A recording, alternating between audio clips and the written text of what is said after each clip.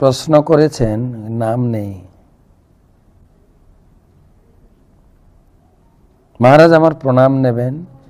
আমরা একাদশী যেদিন করি তার আগের দিন থেকে তো একাদশী তিথি শুরু হয়ে যায়।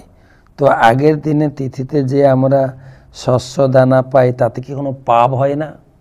ভালো প্রশ্ন করেছেন। আমরা শাস্ত্র নির্দেশ পালন করব সাধুগুরুর মাধ্যমে। শাস্ত্র পড়েও আমরা বিভ্রান্ত হয়ে যাব যদি আমাদেরকে কেউ শাস্ত্রটা ধরিয়ে নিয়ে দেয়।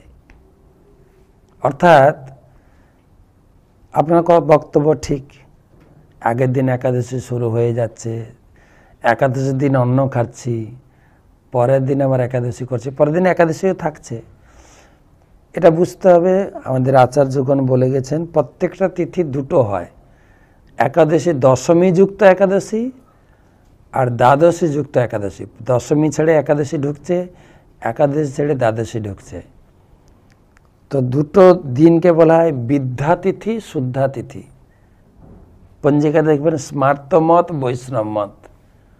স্মার্ত লোকেরা তারা ওই দশমী যুক্ত একাদশী করে, দশমী ছাড়ছে একাদশী ঢুকছে, আজকে একাদশী করব।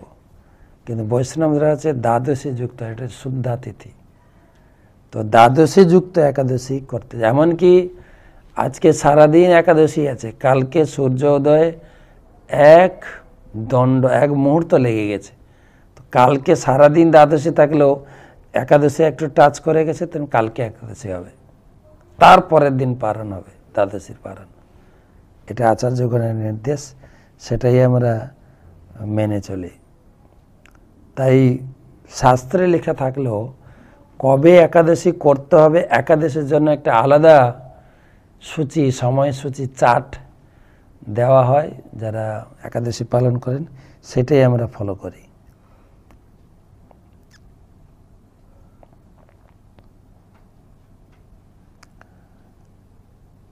তো তারপরে প্রশ্ন করেছেন সোমা মাইতি, ভগবানের অঙ্গজ্যোতির নাম কি?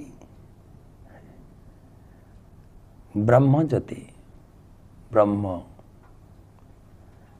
ভগবানের কে তিনভাবে উপলব্ধি করা যায়, ব্রহ্ম, পরমাত্মা, ভগবান। ব্রহ্মজ্যোতি সে ভগবানের দেহের জ্যোতি যে আমরা দেখি, সেটাকে ব্রহ্মজ্যোতি বলা হয়। এই ব্রহ্মজ্যোতি ভেদ করে ভগবানকে দর্শন করতে হয়।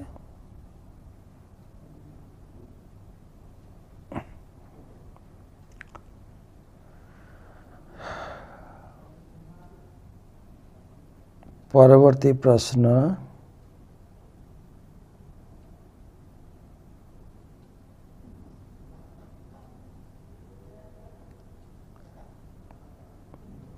প্রিয়াঙ্কা,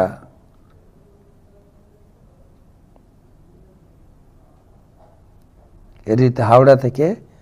হরে কৃষ্ণ মহারাজ, ধন্যবাদ, প্রণাম। কৃপা করে বলুন, শ্বশুর একাদশী তো করে না, তো আমাদের বাড়িতে আমি আর আমার মেজো যা একাদশী করি, কিন্তু আমার বড় যা আমিষ খায় আর একাদশীর দিনও আমিষ খায়, তাই আমি শ্বশুরকে ভাত রান্না করে দিতে পারি, আর আমার দুজনেই প্রসাদভোজী হয়নি। জানি প্রশ্নটা আমি ঠিক বুঝলাম না, একাদশী করতে গিয়ে ভাত রান্না করতে পারবেন কি না, সেটা হচ্ছে আপনার প্রশ্ন। তো মূলত এটা উত্তর হচ্ছে, প্রথম বলবো যে আপনি বাড়ির লোকজনের সঙ্গে মিলেমিশে চলবেন, তার ভিতরে ভক্তি করবেন। একাদশীর দিনে ভাত রান্না করা ঠিক না, কিন্তু যে পরিস্থিতিতে আছেন আপনাকে করতে বাধ্য হচ্ছে, তো আপনি করবেন। ভগবানের কাছে প্রার্থনা করবেন যে যাতে সেই পরিস্থিতি কাটিয়ে উঠতে পারেন, সেই পরিস্থিতি কাটিয়ে উঠতে পারেন। ভগবান আপনাকে সেই মার্গদর্শন করবেন যাতে একাদশীর দিন আপনাকে ভাত রান্না করতে হবে না।